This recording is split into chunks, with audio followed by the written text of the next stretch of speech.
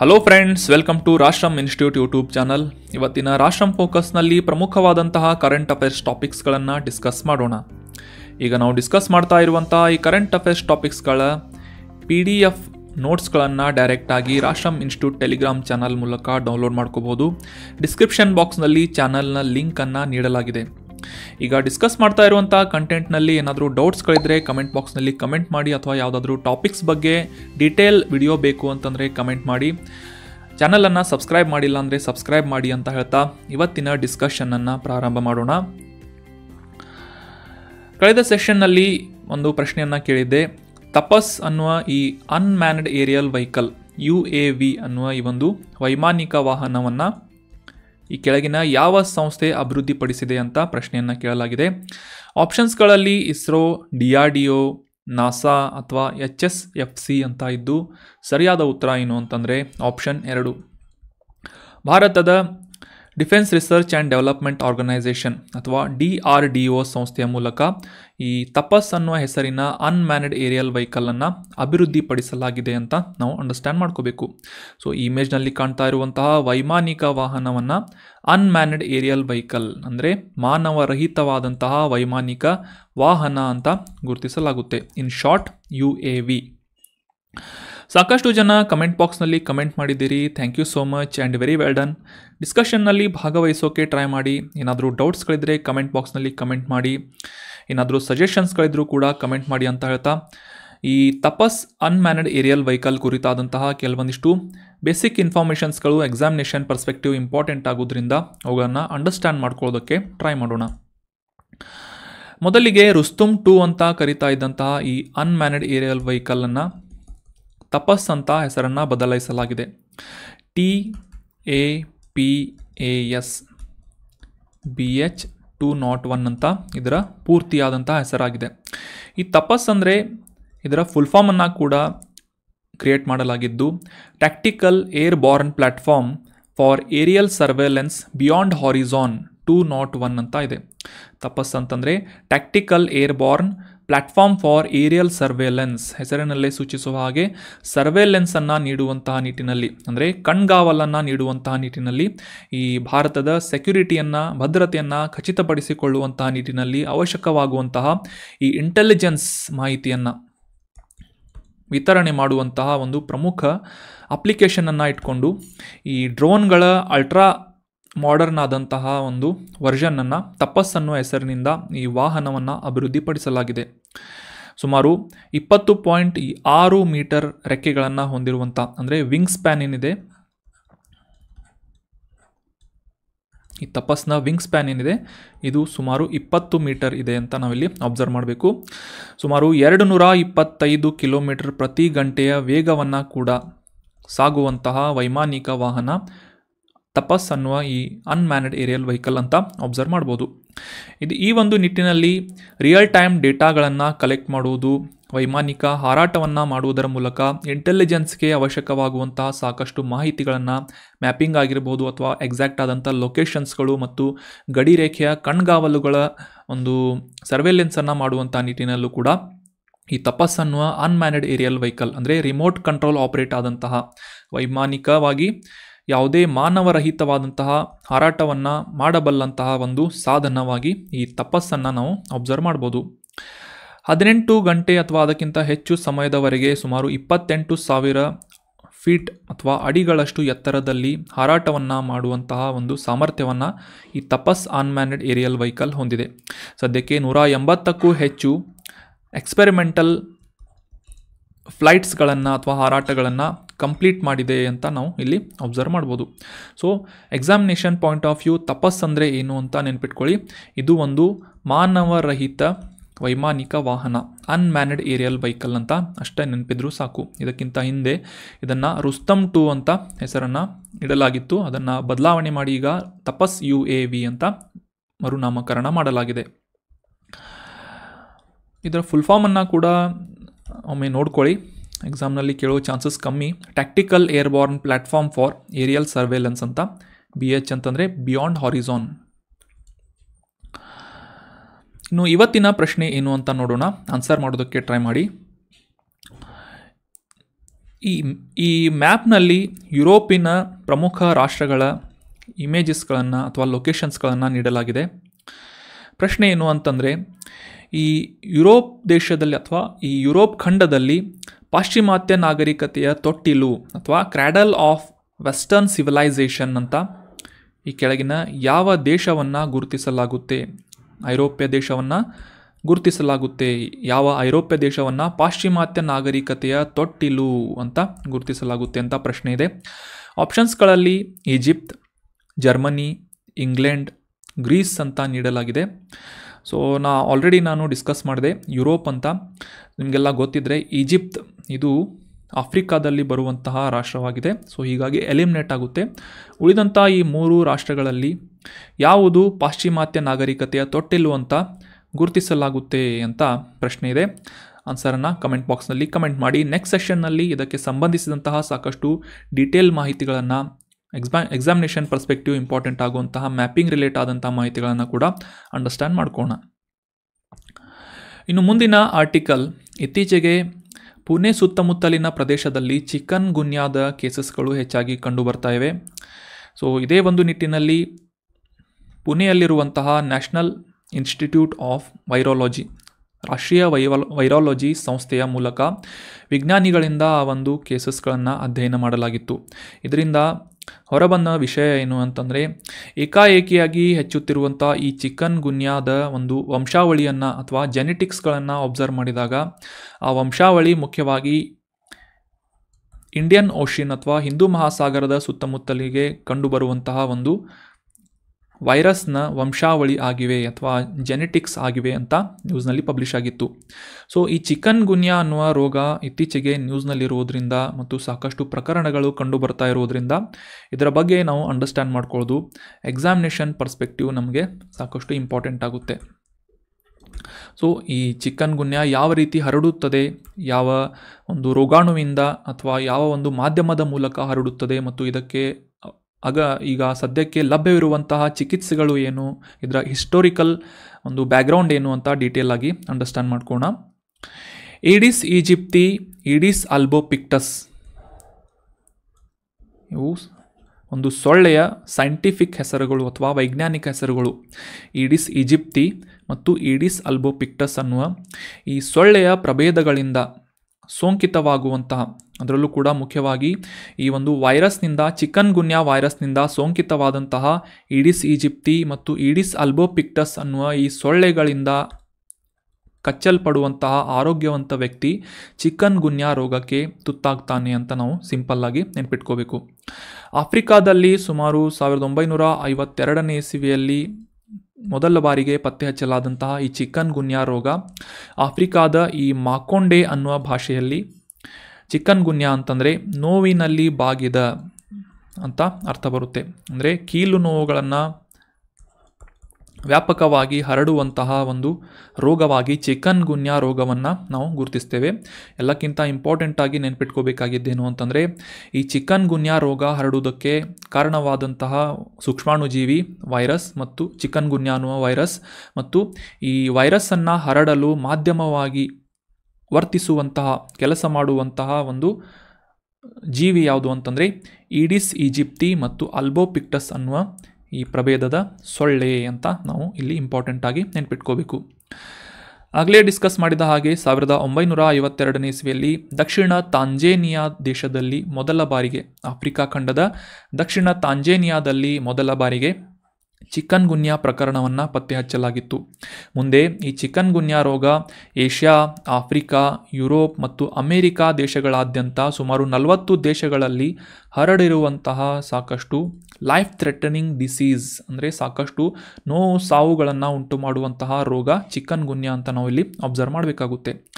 ನಾವು already discuss ಮಾಡಿದ್ವಿ, ಮುಖ್ಯವಾಗಿ ಸೊಳ್ಳೆಯ ವಾಹಕಗಳ ಮೂಲಕ ಹರಡುವಂತಹ ರೋಗ ಚಿಕನ್ ಗುನ್ಯಾ. ಆದರೆ ಇಲ್ಲಿ ಇನ್ನೊಂದು ಇಂಪಾರ್ಟೆಂಟ್ ಪಾಯಿಂಟ್ ಏನು ಅಬ್ಸರ್ವ್ ಮಾಡಬೇಕು ಅಂತಂದರೆ, ಇದು ಡೈರೆಕ್ಟಾಗಿ ಒಬ್ಬ ವ್ಯಕ್ತಿಯಿಂದ ಮತ್ತೊಬ್ಬ ವ್ಯಕ್ತಿಗೆ ಹರಡುವಂತಹ ಸಾಂಕ್ರಾಮಿಕ ರೋಗ ಅಲ್ಲ. ಆದರೆ ಸೊಳ್ಳೆಗಳ ಒಂದು ಮಾಧ್ಯಮದ ಮೂಲಕ, ಸೊಳ್ಳೆಗಳ ವಾಹಕದ ಮೂಲಕ ಹರಡುವಂತಹ ಒಂದು ವೆಕ್ಟರ್ ಡಿಸೀಸ್ ಅಂತ ಕೂಡ ನಾವು ಇಲ್ಲಿ ಅಬ್ಸರ್ವ್ ಮಾಡ್ಬೋದು ಚಿಕನ್ ಗುನ್ಯಾವನ್ನು. ಇನ್ನು ರೋಗ ಲಕ್ಷಣಗಳು ಸಾಮಾನ್ಯವಾಗಿ ಈ ಚಿಕನ್ ಗುನ್ಯಾ ಸೋಂಕಿತ ಸೊಳ್ಳೆಯಿಂದ ಕಚ್ಚಿಸಿಕೊಂಡ 4 ರಿಂದ 8 ದಿನಗಳವರೆಗೆ ಇನ್ಫೆಕ್ಟ್ ಆಗುವಂಥ ಅಥವಾ ರೋಗ ಬರುವಂತಹ ಸಾಧ್ಯತೆಗಳಿರುತ್ತೆ. ಆದರೆ ಕೆಲವೊಂದಿಷ್ಟು ಕೇಸ್ಗಳಲ್ಲಿ ಕಚ್ಚಿಸಿಕೊಂಡು ಅಂದರೆ ಸೊಳ್ಳೆಯಿಂದ ಕಚ್ಚಿಸಿಕೊಂಡು 2 ರಿಂದ 2 ದಿನಗಳವರೆಗೆ ಅಥವಾ 12 ದಿನಗಳಷ್ಟು ತಡವಾಗಿ ಕೂಡ ಈ ಚಿಕನ್ ಗುನ್ಯಾ ರೋಗದ ಲಕ್ಷಣಗಳು ಕಾಣಿಸುವಂತಹ ಸಾಧ್ಯತೆಗಳು ಇರುತ್ತವೆ. ಇನ್ನು ರೋಗ ಲಕ್ಷಣಗಳನ್ನು ಅಬ್ಸರ್ವ್ ಮಾಡೋದಾದರೆ ಹಠಾತ್ತಾಗಿ ಬರುವಂತಹ ಜ್ವರ, ದುರ್ಬಲಗೊಳಿಸುವಂತಹ ಕೀಲು ನೋವು, ಸಾವು ನೋವು, ಸ್ನಾಯು ನೋವು, ತಲೆನೋವು, ವಾಕರಿಕೆ, ಆಯಾಸ, ರ್ಯಾಷಸ್ಗಳು. ಅಷ್ಟೇ ಅಲ್ಲದೆ ಈ ಆರೋಗ್ಯ ಸಮಸ್ಯೆ ವಯಸ್ಸಾದಂಥವರಲ್ಲಿ ದೀರ್ಘಾವಧಿಯವರೆಗೆ ಆರೋಗ್ಯದ ಸಮಸ್ಯೆ ಮತ್ತು ವಿಶೇಷವಾಗಿ ಇಂತಹ ಏಜ್ಡ್ ಪರ್ಸನ್ಸ್ಗಳಲ್ಲಿ ಸಾವಿಗೂ ಕೂಡ ಕೆಲವೊಂದಿಷ್ಟು ಪ್ರದೇಶಗಳಲ್ಲಿ ಚಿಕನ್ ಗುನ್ಯಾದಿಂದ ಸಾವನ್ನು ಅಪ್ಪಿರುವಂತಹ ಕೇಸಸ್ಗಳನ್ನು ನಾವು ಅಬ್ಸರ್ವ್ ಮಾಡ್ಬೋದಾಗಿದೆ. ಸೊ ಹೀಗಾಗಿ ಈ ಚಿಕನ್ ಗುನ್ಯಾಗೆ ಇನ್ನೊಂದು ಗಮನಿಸಬೇಕಾದಂಥ ಇಂಪಾರ್ಟೆಂಟ್ ಆದಂತಹ ಅಂಶ ಏನು ಅಂತಂದರೆ, ಇಲ್ಲಿಯವರೆಗೂ ಕೂಡ ಯಾವುದೇ ರೀತಿಯಾಗಿ ನಿರ್ದಿಷ್ಟವಾದಂತಹ ವ್ಯಾಕ್ಸಿನೇಷನ್ ಅಥವಾ ಲಸಿಕೆಯನ್ನು ಮತ್ತು ಟ್ರೀಟ್ಮೆಂಟನ್ನು, ಆ್ಯಂಟಿವೈರಲ್ ಚಿಕಿತ್ಸೆಯನ್ನು ಈ ಚಿಕನ್ ಗುನ್ಯಾ ರೋಗಕ್ಕೆ ಇನ್ನೂವರೆಗೂ ಪತ್ತೆ ಹಚ್ಚಲಾಗಿಲ್ಲ ಅಂತ ನಾವಿಲ್ಲಿ ಅಬ್ಸರ್ವ್ ಮಾಡಬೇಕು. ಸ್ಪೆಸಿಫಿಕ್ ಆಗಿ ಚಿಕನ್ ಗುನ್ಯಾಗೆ ಟ್ರೀಟ್ಮೆಂಟ್ ನೀಡುವಂತಹ ಔಷಧಿಗಳು ಇನ್ನೂ ಮಾರ್ಕೆಟ್ನಲ್ಲಿ ಲಭ್ಯ ಇಲ್ಲ ಅಂತ ನಾವು ಅಬ್ಸರ್ವ್ ಮಾಡಬೇಕು. ಆದರೆ ಇನ್ ಕೇಸ್ ಚಿಕನ್ ಗುನ್ಯಾ ಬಂದಂತಹ ವ್ಯಕ್ತಿಗೆ ಆ ರೋಗ ಲಕ್ಷಣಗಳನ್ನು ಕಡಿಮೆ ಮಾಡುವಂತಹ ನಿಟ್ಟಿನಲ್ಲಿ ಆಗಲೇ ತಿಳಿಸಿದ ಹಾಗೆ ಜ್ವರ ಬರುವುದು, ಈ ಕೀಲು ನೋವುಗಳು ದುರ್ಬಲಗೊಳ್ಳುವುದು, ಕೀಲು ನೋವು ಹೆಚ್ಚಾಗಿ ದುರ್ಬಲಗೊಳ್ಳುವುದು, ತಲೆನೋವು, ವಾಕರಿಕೆ, ಆಯಾಸ, ರ್ಯಾಷಸ್ಗಳು ಉಂಟಾಗುವುದು, ಸ್ನಾಯು ನೋವು, ಈ ರೀತಿಯಾದಂತಹ ರೋಗ ಲಕ್ಷಣಗಳನ್ನು ಹೋಗಲಾಡಿಸುವುದಕ್ಕೆ ಸಲೈನನ್ನು ಇರಿಸುವುದಾಗಿರ್ಬೋದು ಅಥವಾ ಈ ಪೇನ್ ಕಿಲ್ಲರ್ಸ್ಗಳನ್ನು ನೀಡಿ ಟ್ರೀಟ್ಮೆಂಟನ್ನು ನೀಡಲಾಗುತ್ತೆ, ವಿಶ್ರಾಂತಿಗಳನ್ನು ನೀಡುವುದರ ಮೂಲಕ. ಸೊ ಮುಖ್ಯವಾಗಿ ಇವು ಸಿಂಪ್ಟಮ್ಸ್ಗಳ ಮೇಲೆ ಫೋಕಸನ್ನು ನೀಡಿ ಟ್ರೀಟ್ಮೆಂಟನ್ನು ನೀಡಲಾಗುತ್ತೆ ಅಂತ ನಾವಿಲ್ಲಿ ಅಬ್ಸರ್ವ್ ಮಾಡಬೇಕು. ಅಂದರೆ ಸ್ಪೆಸಿಫಿಕ್ ಆಗಿ ಚಿಕನ್ ಗುನ್ಯಾಗೆ ಯಾವುದೇ ವ್ಯಾಕ್ಸಿನೇಷನ್ ಅಥವಾ ಟ್ರೀಟ್ಮೆಂಟ್ಗಳು ಇನ್ನೂ ಕೂಡ ಲಭ್ಯ ಇಲ್ಲ ಅಂತ ನಾವಿಲ್ಲಿ ಗಮನಿಸಬೇಕಾಗುತ್ತೆ. So that was about detailed information of chikungunya. ಇನ್ನು ಮುಂದಿನ ಆರ್ಟಿಕಲ್ ಮ್ಯಾಪಿಂಗ್ ರಿಲೇಟ್ ಆದಂತಹ ಒಂದು ಇಂಪಾರ್ಟೆಂಟ್ ಆದಂತಹ ಆರ್ಟಿಕಲ್ ಆಗಿದ್ದು, ಅದೇ ರೀತಿಯಾಗಿ ಪಬ್ಲಿಕ್ ಹೆಲ್ತ್ ಬೆನಿಫಿಷರಿ ಒಂದು ಟಾಪಿಕ್ ಕೂಡ ಇದರಲ್ಲಿ ಇನ್ಕ್ಲೂಡ್ ಆಗುತ್ತೆ. ಜಾಗತಿಕವಾಗಿ ಅತ್ಯಂತ ಪ್ರಾಚೀನವಾಗಿ ಉಳಿದುಕೊಂಡಿರುವಂತಹ ಮತ್ತು ಸಾಕಷ್ಟು ಸವಾಲುಗಳನ್ನು ಉಂಟು ಮಾಡುವಂತಹ ರೋಗವಾಗಿ ಉಳಿದುಕೊಂಡಿರುವಂತಹ ಕುಷ್ಠರೋಗವನ್ನು ಸಂಪೂರ್ಣವಾಗಿ ಜೋರ್ಡಾನ್ ದೇಶದಲ್ಲಿ ನಿರ್ಮೂಲ ಮಾಡಲಾಗಿದೆ. ಅಂದರೆ ಇತ್ತೀಚಿನ ದಿನಗಳಲ್ಲಿ ಯಾವುದೇ ಒಂದು ಹೊಸ ಕೇಸನ್ನು, ಅಂದರೆ ಕುಷ್ಠರೋಗದ ಲೆಪ್ರಸಿ ಅಂತ ಕೂಡ ಕರೀತಾರೆ, ಲೆಪ್ರಸಿ ರೋಗದ ಕೇಸಸ್ಗಳನ್ನು ಪತ್ತೆ ಹಚ್ಚಲಾಗಿಲ್ಲ ಅಂತ ವರ್ಲ್ಡ್ ಹೆಲ್ತ್ ಆರ್ಗನೈಸೇಷನ್ನಿಂದ ಅಧಿಕೃತವಾಗಿ ಜೋರ್ಡಾನ್ ದೇಶ ಸಂಪೂರ್ಣವಾಗಿ ಕುಷ್ಠರೋಗ ಮುಕ್ತವಾಗಿದೆ ಅಂತ ಒಂದು ನ್ಯೂಸ್ ಪೇಪರ್ನಲ್ಲಿ ಪಬ್ಲಿಷ್ ಆಗಿತ್ತು. ಸೊ ಹೀಗಾಗಿ ಈ ಜೋರ್ಡಾನ್ ದೇಶ ನ್ಯೂಸ್ನಲ್ಲಿರುವುದರಿಂದ ಇದಕ್ಕೆ ಸಂಬಂಧಿಸಿದಂತಹ ಮ್ಯಾಪಿಂಗ್ ರಿಲೇಟ್ ಆದಂತಹ ಮಾಹಿತಿಗಳನ್ನು ಅಂಡರ್ಸ್ಟ್ಯಾಂಡ್ ಮಾಡ್ಕೊಳ್ಳೋದು ನಮಗೆ ಎಕ್ಸಾಮಿನೇಷನ್ ಪರ್ಸ್ಪೆಕ್ಟಿವ್ ಇಂಪಾರ್ಟೆಂಟ್ ಆಗುತ್ತೆ. ಅದಕ್ಕಿಂತ ಮುಂಚೆ ಈ ಸಾರ್ವಜನಿಕ ಆರೋಗ್ಯ ಮತ್ತು ರೋಗ ನಿರ್ಮೂಲನೆಗೆ ಸಾಕಷ್ಟು ವರ್ಷಗಳಿಂದ ಪ್ರಯತ್ನಗಳನ್ನು ಮಾಡ್ತಾ ಇರುವಂತಹ ಈ ಜೋರ್ಡಾನ್ ದೇಶದ ಯಶಸ್ಸು ಸಾಕಷ್ಟು ಇತರ ದೇಶಗಳಿಗೆ ಒಂದು ಸ್ಫೂರ್ತಿಯಾಗಿ ಗುರುತಿಸಿಕೊಳ್ಳುವಂತಹ ಒಂದು ಸಾಧನೆಯನ್ನು ಈ ಜೋರ್ಡಾನ್ ದೇಶದಿಂದ ಮಾಡಲಾಗಿದೆ ಅಂತ ನಾವಿಲ್ಲಿ ಅಬ್ಸರ್ವ್ ಮಾಡಬೇಕು. ಮತ್ತು ಈ ಸಾರ್ವಜನಿಕ ಆರೋಗ್ಯ ಮತ್ತು ರೋಗ ನಿರ್ಮೂಲನೆಗೆ ಬದ್ಧವಾಗಿರುವಂತಹ ಜೋರ್ಡಾನ್ ದೇಶದ ಪ್ರಯತ್ನಗಳನ್ನು ಕೂಡ ವರ್ಲ್ಡ್ ಹೆಲ್ತ್ ಆರ್ಗನೈಸೇಷನ್ ಮೂಲಕ ಅಪ್ರಿಷಿಯೇಟ್ ಮಾಡಲಾಗ್ತಾ ಇದೆ ಅಂತ ನಾವಿಲ್ಲಿ ಅಬ್ಸರ್ವ್ ಮಾಡಬೇಕಾಗುತ್ತೆ. ಇನ್ನು ಮ್ಯಾಪಿಂಗ್ ರಿಲೇಟ್ ಆದಂತಹ ಮಾಹಿತಿಗಳಿಗೆ ಬಂದಾಗ, ಈ ವೆಸ್ಟರ್ನ್ ಏಷ್ಯಾ ಅಥವಾ ಪಶ್ಚಿಮ ಏಷ್ಯಾ ಭಾಗದಲ್ಲಿ ಸುಮಾರು 91,880 ಚದರ ಕಿಲೋಮೀಟರ್ಗಳಷ್ಟು ವಿಸ್ತೀರ್ಣವನ್ನು ಹೊಂದಿರುವಂತಹ ಒಂದು ಅರೇಬಿಯನ್ ಪೆನಿನ್ಸುಲಾದಲ್ಲಿರುವಂತಹ ದೇಶ ಜೋರ್ಡಾನ್ ಅಂತ ನಾವಿಲ್ಲಿ ಅಬ್ಸರ್ವ್ ಮಾಡಬೇಕು. ಸ್ಪೆಸಿಫಿಕ್ ಆಗಿ ನೈಋತ್ಯ ಏಷ್ಯಾದಲ್ಲಿ ಲೊಕೇಟ್ ಆಗಿರುವಂತಹ ಒಂದು ಅರಬ್ ರಾಷ್ಟ್ರ ಜೋರ್ಡಾನ್ ಅಂತ ನಾವಿಲ್ಲಿ ಅಬ್ಸರ್ವ್ ಮಾಡಬೇಕು. ಮುಖ್ಯವಾಗಿ ಕಲ್ಲಿನಿಂದ ಮತ್ತು ಮರಳು ಮಿಶ್ರಿತವಾದಂತಹ ಪ್ರದೇಶವನ್ನು ಅಥವಾ ಲ್ಯಾಂಡ್ಸ್ಕೇಪನ್ನು ಹೊಂದಿರುವಂತಹ ಈ ಜೋರ್ಡಾನ್ ದೇಶ ಇದರ ಪಶ್ಚಿಮ ಭಾಗದಲ್ಲಿ ಹರಿಯುವಂತಹ ಇತರ ದೇಶದೊಂದಿಗೆ ಗಡಿಯನ್ನು ಏರ್ಪಾಡು ಮಾಡುವಂತಹ ಒಂದು ಪ್ರಮುಖ ನದಿ ಜೋರ್ಡಾನ್ ನದಿಯಿಂದ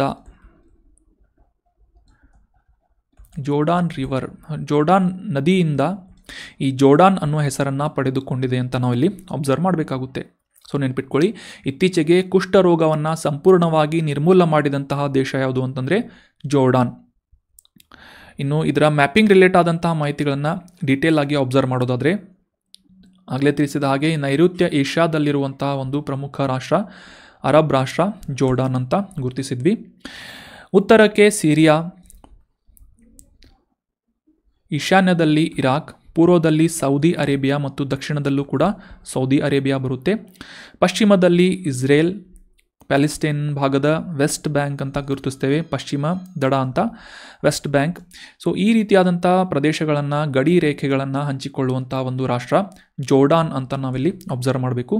ಪಶ್ಚಿಮ ಭಾಗದಲ್ಲಿ ಹರಿಯುವಂತಹ ಜೋರ್ಡಾನ್ ನದಿಯಿಂದ ಇದು ಮುಖ್ಯವಾಗಿ ಈ ಹೆಸರನ್ನು, ಜೋರ್ಡಾನ್ ಅನ್ನುವ ಹೆಸರನ್ನು ಪಡೆದುಕೊಂಡಿದೆ ಮತ್ತು ಇದರ ರಾಜಧಾನಿಯಾದಂಥ ನಗರ ಹೆಸರು ಅಮ್ಮನ್ ಅಂತ ಇಲ್ಲಿ ಅಬ್ಸರ್ವ್ ಮಾಡ್ಬೋದು.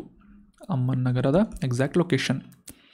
ಇನ್ನು ಅದೇ ರೀತಿಯಾಗಿ ಈ ಕೆಂಪು ಸಮುದ್ರದಿಂದ ಒಳಚಾಚಿಕೊಂಡಿರುವಂತಹ ನೀರಿನ ಭಾಗವಾಗಿ ಗುರುತಿಸಿಕೊಳ್ಳುವಂತಹ ಈ ಗಲ್ಫ್ ಆಫ್ ಅಕಾಬಾ ಕೂಡ ಈ ಜೋರ್ಡಾನ್ನೊಂದಿಗೆ ನೈಋತ್ಯ ಭಾಗದಲ್ಲಿ ಕರಾವಳಿಯನ್ನು ಹಂಚಿಕೊಳ್ಳುತ್ತೆ ಅಂತ ನಾವಿಲ್ಲಿ ಅಬ್ಸರ್ವ್ ಮಾಡ್ಬೋದು. ಜೋರ್ಡಾನ್ ದೇಶದ ನೈಋತ್ಯ ಭಾಗದಲ್ಲಿ ಗಲ್ಫ್ ಆಫ್ ಅಕಾಬಾ ಲೊಕೇಟ್ ಆಗಿದೆ ಅಂತ ನಾವಿಲ್ಲಿ ಅಬ್ಸರ್ವ್ ಮಾಡ್ಬೋದು. ಉಳಿದಂತೆ Israel, west bank, Syria, Iraq, Saudi Arabia ಮತ್ತು ಗಲ್ಫ್ ಆಫ್ ಅಕಾಬಾಗಳ ಒಂದು ಗಡಿ ರೇಖೆಗಳನ್ನು ಹಂಚಿಕೊಳ್ಳುತ್ತದೆ. ಎಲ್ಲ ಇನ್ಫಾರ್ಮೇಷನ್ಗಳನ್ನು ಡಿಸ್ಕಸ್ ಮಾಡಿದ್ವಿ.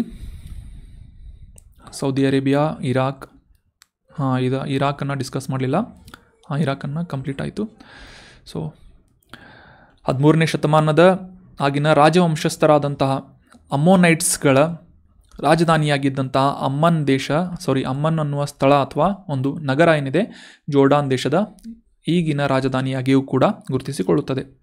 ಅಕಾಬಾ ಕೊಲ್ಲಿ ಸುಮಾರು 26 ಕಿಲೋಮೀಟರ್ಗಳಷ್ಟು ಕರಾವಳಿಯನ್ನು ಹೊಂದಿದೆ ಮತ್ತು ಇದೇ ಭಾಗದಲ್ಲಿ ನೀವು ಒಂದು ಪ್ರಮುಖವಾದಂತಹ ಬಂದರನ್ನು ಗುರುತಿಸ್ಬೋದು ಅಥವಾ ಅಕಾಬಾ ಅನ್ನುವ ಒಂದು ಪೋರ್ಟನ್ನು ಗುರುತಿಸ್ಬೋದು. ಪೋರ್ಟ್ ಅಥವಾ ಬಂದರು. ಇದು ಜೋರ್ಡಾನ್ನ ಒಂದು ಪ್ರಮುಖವಾದಂತಹ ಬಂದರಾಗುತ್ತೆ. ಈ ಗಲ್ಫ್ ಆಫ್ ಅಕಾಬಾ ಅಥವಾ ಅಕಾಬಾ ಕೊಲ್ಲಿಯ ಮೂಲಕ ಕೆಂಪು ಸಮುದ್ರವನ್ನು ಸೇರಿಕೊಳ್ಳುವಂಥ ಒಂದು ಪ್ರಮುಖವಾದಂತಹ ಬಂದರು ಅಕಾಬಾ ಅಂತ ನಾವು ಇಲ್ಲಿ ಅಬ್ಸರ್ವ್ ಮಾಡ್ಬೋದು. ಇನ್ನು ಮರುಭೂಮಿ ಪ್ರದೇಶ ಮುಖ್ಯವಾಗಿ ಸಿರಿಯನ್ ಮರುಭೂಮಿಯ ಭಾಗವಾಗಿ ಈ ಜೋರ್ಡಾನ್ ಪ್ರದೇಶದಲ್ಲಿ ವ್ಯಾಪಿಸಿದೆ. ಅಧಿಕೃತವಾದಂತಹ ಭಾಷೆ ಅರೇಬಿಕ್ ಮತ್ತು ಜೋರ್ಡಾನ್ನ ಕರೆನ್ಸಿ ಯಾವುದು ಅಂತಂದರೆ ಜೋರ್ಡಾನ್ ದಿನಾರ್ ಅಂತ.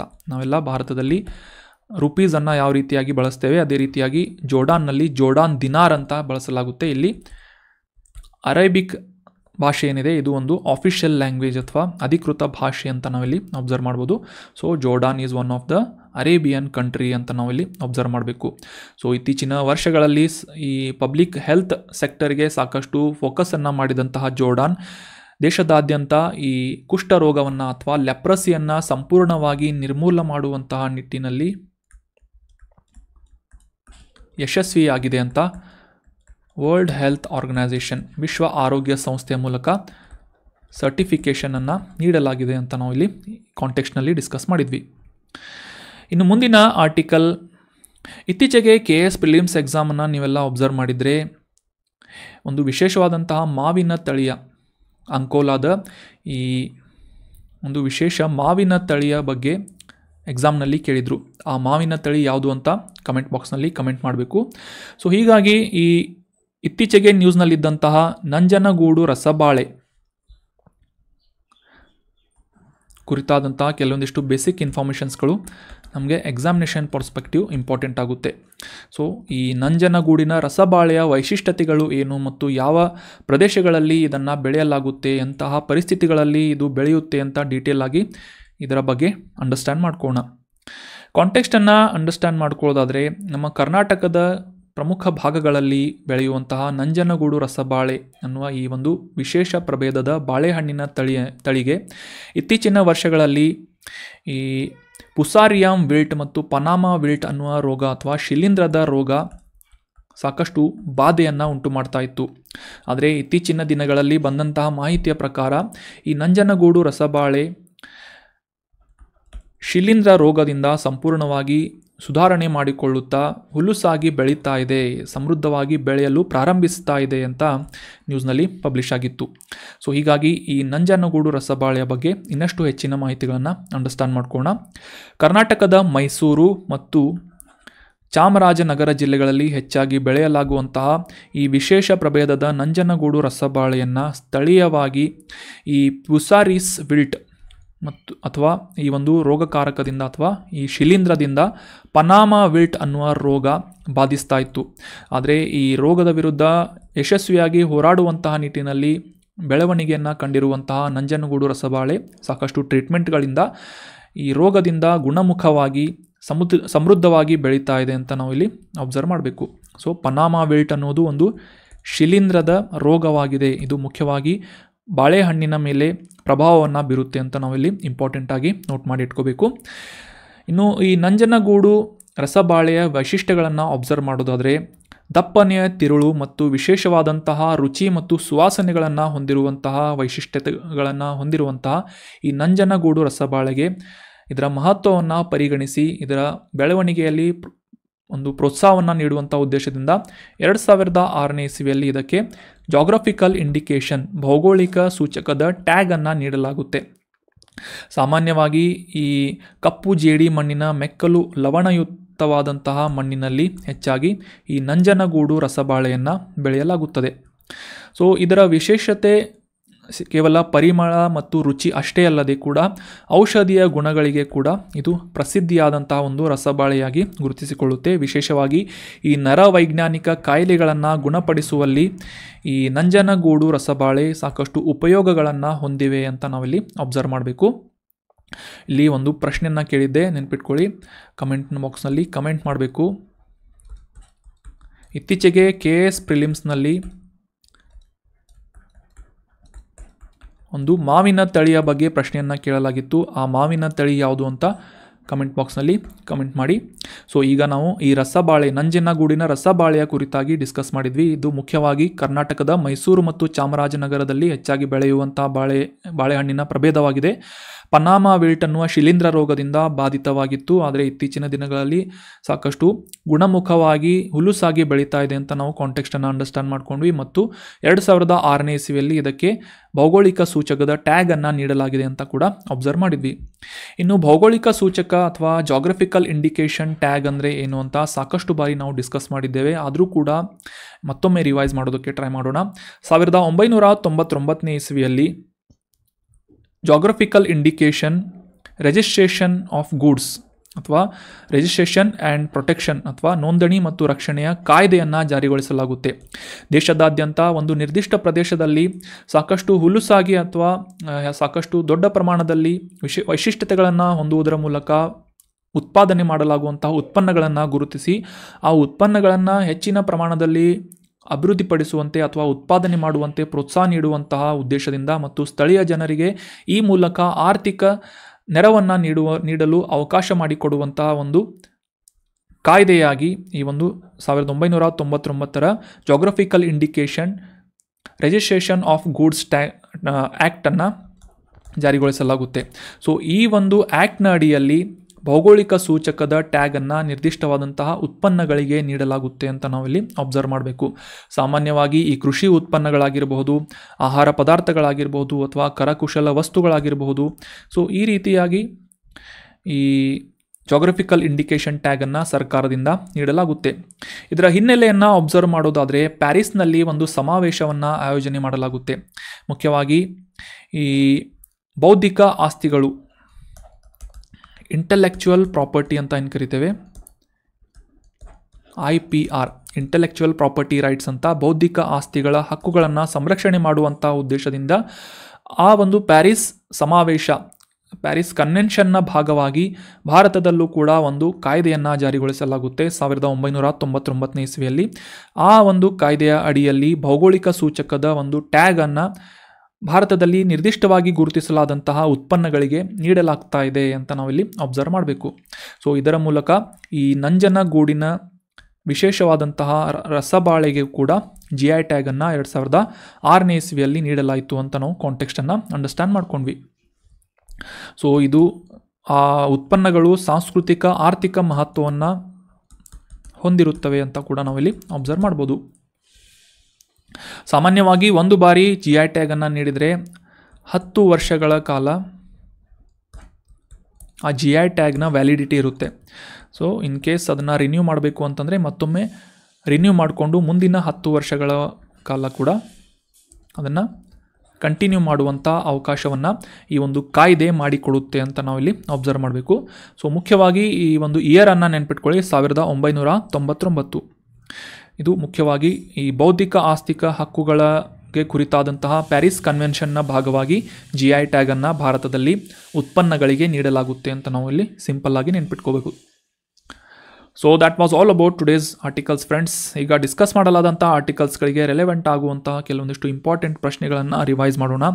ಮೊದಲನೇ ರಿವಿಷನ್ ಪ್ರಶ್ನೆ ಏನು ಅಂತಂದರೆ, ಈ ಚಿಕನ್ ಗುನ್ಯಾ ರೋಗ ಈ ಕೆಳಗಿನ ಯಾವ ಸೊಳ್ಳೆಯ ಪ್ರಭೇದಗಳ ಮೂಲಕ ಹರಡುತ್ತವೆ ಅಂತ ಪ್ರಶ್ನೆ ಇದೆ.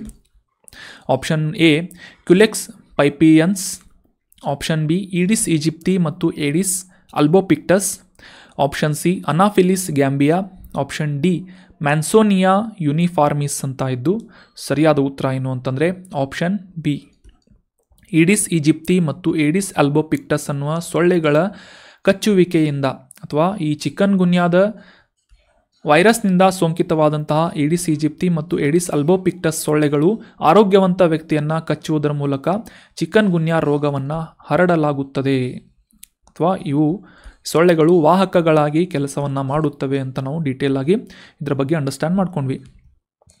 ಮುಂದಿನ ರಿವಿಷನ್ ಪ್ರಶ್ನೆ, ಚಿಕನ್ ಗುನ್ಯಾಗೆ ಈ ಲಸಿಕೆಗಳು ಲಭ್ಯವಿದೆಯೇ ಅಂತ ಪ್ರಶ್ನೆ ಇದೆ. ಆಪ್ಷನ್ ಎ ಹೌದು, ಸಂಪೂರ್ಣವಾಗಿ ಅನುಮೋದಿಸಲಾಗಿದೆ. ಆಪ್ಷನ್ ಬಿ ಹೌದು, ಪ್ರಯೋಗಗಳಲ್ಲಿ ಇವೆ. ಆಪ್ಷನ್ ಸಿ ಇಲ್ಲ, ಪ್ರಸ್ತುತ ಯಾವುದೇ ಲಸಿಕೆ ಇಲ್ಲ. ಆಪ್ಷನ್ ಡಿ ಹೌದು, ಆದರೆ ಶಿಫಾರಸು ಮಾಡಲಾಗಿಲ್ಲ ಅಂತ ಇದೆ, ರೆಕಮೆಂಡೇಷನ್ಸ್ಗಳನ್ನು ನೀಡಲಾಗಿಲ್ಲ ಅಂತ ಇದೆ. ಸೊ ಸರಿಯಾದ ಉತ್ತರ ಏನು ಅಂತಂದರೆ ಆಪ್ಷನ್ ಸಿ. ಸದ್ಯಕ್ಕೆ ಮಾರ್ಕೆಟ್ನಲ್ಲಿ ಈ ಚಿಕನ್ ಗುನ್ಯಾಗೆ ನಿರ್ದಿಷ್ಟವಾಗಿ ಚಿಕಿತ್ಸೆ ನೀಡಬಲ್ಲಂತಹ ಯಾವುದೇ ವ್ಯಾಕ್ಸಿನ್ ಆಗಿರ್ಬೋದು ಅಥವಾ ಮೆಡಿಸಿನ್ ಅಥವಾ ಔಷಧಿಗಳು ಲಭ್ಯವಿಲ್ಲ ಅನ್ನೋದು ಸರಿಯಾದಂಥ ಆನ್ಸರ್ ಆಗುತ್ತೆ. Option C is right answer. ಇತ್ತೀಚೆಗೆ ಪುಣೆ ಸುತ್ತಮುತ್ತಲಿನ ಪ್ರದೇಶದಲ್ಲಿ ಚಿಕನ್ ಗುನ್ಯಾದ ಪ್ರಕರಣಗಳು ಹೆಚ್ಚಾಗ್ತಾ ಇವೆ ಅಂತ ಕಾಂಟೆಕ್ಸ್ಟ್ನಲ್ಲಿ ನಾವು ಅಂಡರ್ಸ್ಟ್ಯಾಂಡ್ ಮಾಡ್ಕೊಂಡ್ವಿ. ಇದು ಒಂದು ವೈರಲ್ ಸೋಂಕಾಗಿದ್ದು ಅಂದರೆ ವೈರಸ್ನಿಂದ ಹರಡುವಂಥ ಚಿಕನ್ ಗುನ್ಯಾ ವೈರಸ್ನಿಂದ ಹರಡುವಂತಹ ರೋಗವಾಗಿದ್ದು ಈ ವೈರಸ್ನಿಂದ ಸೋಂಕಿತವಾದಂತಹ ಈಡಿಸ್ ಈಜಿಪ್ಟಿ ಮತ್ತು ಈಡಿಸ್ ಅಲ್ಬೋಪಿಕ್ಟಸ್ ಅನ್ನುವ ಸೊಳ್ಳೆಗಳ ಕಚ್ಚುವಿಕೆಯಿಂದ ಹರಡುತ್ತದೆ ಅಂತ ನಾವಿಲ್ಲಿ ಅಬ್ಸರ್ವ್ ಮಾಡ್ಬೋದು. 1952ನೇ ಇಸ್ವಿಯಲ್ಲಿ ಮೊದಲ ಬಾರಿಗೆ ತಾಂಜೇನಿಯಾದಲ್ಲಿ ಚಿಕನ್ ಗುನ್ಯಾ ರೋಗವನ್ನು ಪತ್ತೆ ಹಚ್ಚಲಾಗಿತ್ತು. ಮುಂದೆ ಇದಕ್ಕೆ ಸದ್ಯಕ್ಕೆ ಯಾವುದೇ ಒಂದು ಆ್ಯಂಟಿವೈರಲ್ ಚಿಕಿತ್ಸೆ ಆಗಿರ್ಬೋದು ಅಥವಾ ಲಸಿಕೆಗಳು ಲಭ್ಯವಿಲ್ಲ ಮಾರ್ಕೆಟ್ನಲ್ಲಿ. ಕೇವಲ ರೋಗ ಲಕ್ಷಣಗಳನ್ನು ಟ್ರೀಟ್ಮೆಂಟ್ ಮಾಡುವಂತಹ ನಿಟ್ಟಿನಲ್ಲಿ ಚಿಕಿತ್ಸೆಯನ್ನು ಡಾಕ್ಟರಿಂದ ನೀಡಲಾಗುತ್ತೆ ಅಂತ ನಾವು ಅಬ್ಸರ್ವ್ ಮಾಡ್ಬೋದು. ಮುಂದಿನ ರಿವಿಷನ್ ಪ್ರಶ್ನೆ, ಈ ಜೋರ್ಡಾನ್ ಇತ್ತೀಚೆಗೆ ಈ ಕೆಳಗಿನ ಯಾವ ರೋಗವನ್ನು ಅಧಿಕೃತವಾಗಿ ಸಂಪೂರ್ಣ ನಿರ್ಮೂಲನೆ